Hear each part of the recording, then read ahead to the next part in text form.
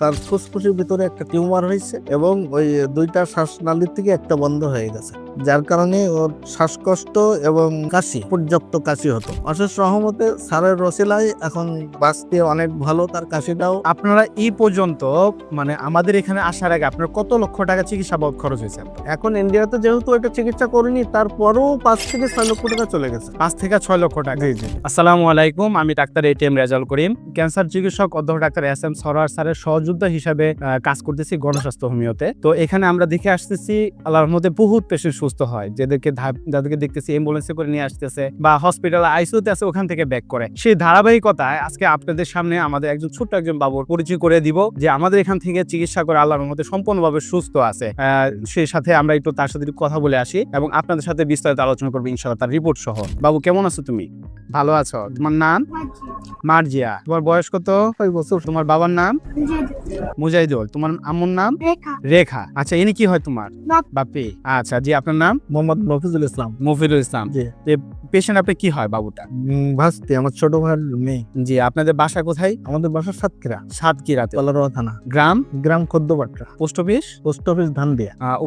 উপজেলা কলারোয়া। কলারোয়া। আপনাদের বাবুটা কি হয়েছিল, কিভাবে আসলেন আর কোথায় কোথায় চিকিৎসা করছেন, যদি একটু বিস্তারিত বলতেন। সমস্যা মূলত ধরা পড়ছে 3 বছর 3.5 বছর পরে। প্রথমে এলাকায় কররাতে এবং সাতক্ষীরাতে আমরা ওখানে মেডিকেলে তাকে ট্রিটমেন্ট নেওয়ার পরে যখন ওখানে তার উন্নতি না হয়, তখন আমরা ঢাকাতে আসি। প্রথমে এখানে ইসলামী হাসপাতাল, পপুলার, লাস্টে শিশু হাসপাতাল, লাস্টে যাই হলো স্কয়ার হাসপাতালে যে তাকে যে রিপোর্টটা আসলো, তার ফুসফুসের ভিতরে একটা টিউমার হয়েছে এবং ওই দুইটা শ্বাসনালীর থেকে একটা বন্ধ হয়ে গেছে, যার কারণে ওর শ্বাসকষ্ট এবং কাশি, পর্যাপ্ত কাশি হতো। এরপরে ওখান থেকে অপারেশন করালাম। অপারেশন করে ওখান থেকে আসার পরে তারপরে ওটা নির্মূল হয় নাই। পরবর্তীতে আবারও এক্সরে করে দেখলাম যে ওটা একটা বন্ধ হয়ে গেছে। এরপরে বাড়িতে সবাই বলা বলি করলো, সর্বশেষ বললো যে ইন্ডিয়াতে নিয়ে যাওয়ার জন্য। তো ওদের সব পাসপোর্ট আমি থেকে করাই দিলাম, দিয়ে পরে ওদের ইন্ডিয়াতে পাঠালাম। ইন্ডিয়াতে আমরা ইন্ডিয়াতে কোথায় চিকিৎসা নিয়েছেন আপনারা? ভেলোরে নিয়ে গেছিলাম। আচ্ছা। নিয়ে যেয়ে ওখানে ডাক্তার দেখালাম।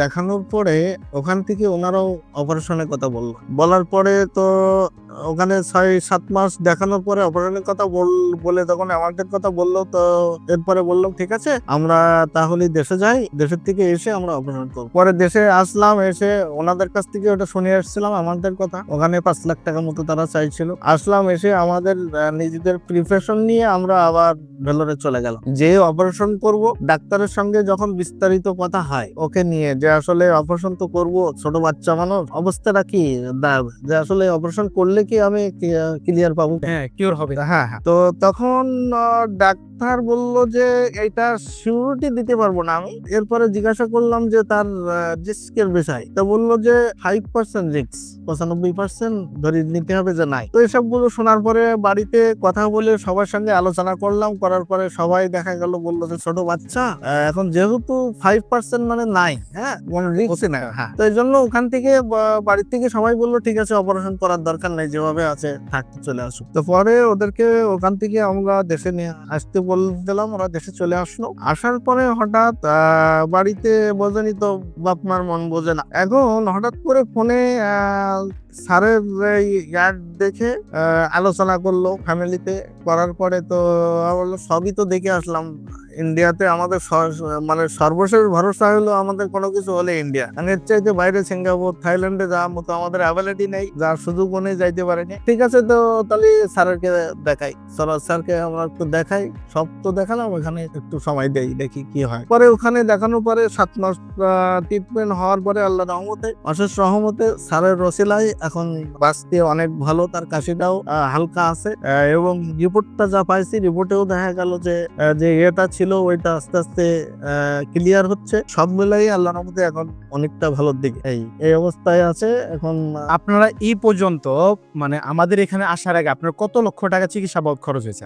এখন ইন্ডিয়াতে যেহেতু এটা চিকিৎসা করিনি, তারপরেও 5 থেকে 6 লক্ষ টাকা চলে গেছে। 5 থেকে 6 লক্ষ টাকা। জি জি। ইন্ডিয়াতে ইন্ডিয়ার আগে বাংলাদেশ না বাংলাদেশে গেছে।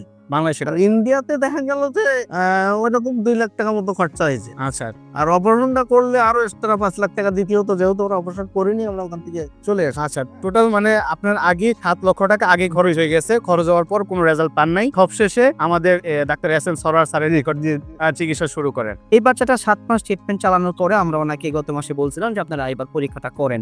ওনারা যে পরীক্ষাটা নিয়ে আসছে, এই পরীক্ষাটার রিপোর্টটা আপনারা এখানে দেখুন। এই পরীক্ষার রিপোর্টটার মধ্যে বলা হচ্ছে যে সম্পূর্ণরূপে আল্লাহর রহমতে বাচ্চাটা এখন ওই টিউমারটা আর নাই। যে টিউমারটা নিয়ে আমাদের টেনশন ছিল, টিউমারটা নিয়ে এত কিছু, সেই টিউমারটা এখন আলহামদুলিল্লাহ এই রোগীটার আর নাই। এখন আল্লাহর রহমতে 7 মাসের চিকিৎসায় এই বাচ্চাটা যেমন সুস্থ হয়েছে, আমরা জানি যে এই সমস্ত ট্রিটমেন্টগুলো আপনি ইন্ডিয়া বলেন, সিঙ্গাপুর বলেন, থাইল্যান্ড বলেন, যেখানেই যান, এই সমস্ত বাচ্চাদের বা এই সমস্ত রোগের ট্রিটমেন্ট অপারেশন করলেই যে চলে যাবে বিষয়টা তা না। এটা পুনরায় আবার ফিরে আসে এবং খুব অল্প সময়ের মধ্যে। বড় জোর আপনি 6 মাস থেকে 1 বছর সময় পাবেন, এর মাঝখানে আবার ফিরে আসে। কিন্তু আল্লাহর রহমতে এই রোগীটাকে আমরা এখন ট্রিটমেন্ট করতে পারছি। আল্লাহর রহমতে রোগীটা সম্পূর্ণরূপে সুস্থ আছে এবং রিপোর্ট অনুযায়ী সুস্থ আছে।